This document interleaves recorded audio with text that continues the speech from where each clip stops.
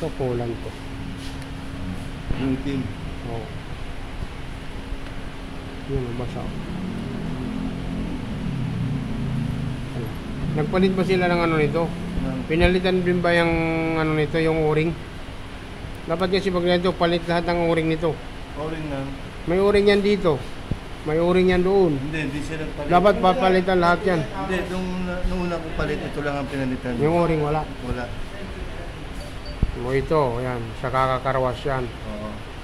Bumabawas yan ng 7% ang lamig. Dapat ganito yung tsura niya. No?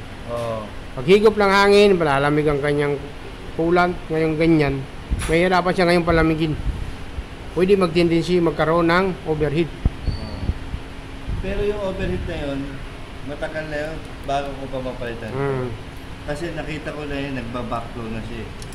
Kaya nakuha ko na yung sistema. Ngayon, na-encounter ko na yan, yung nagbackflow na siya, kaya napalit na ako ng ano. Ito yung pangit sa ganitong ano. Hindi, kaya lang ako lang ganyan, kasi nga, nag-overflow, nagtatanggal-tanggal ako nung ano, yung radiator. Dito, para dagdag ng dagdag. Oo, nagdadagdag ako. Kaya ako lang ganyan lang. Pero dati hindi yan nakaganyan talaga.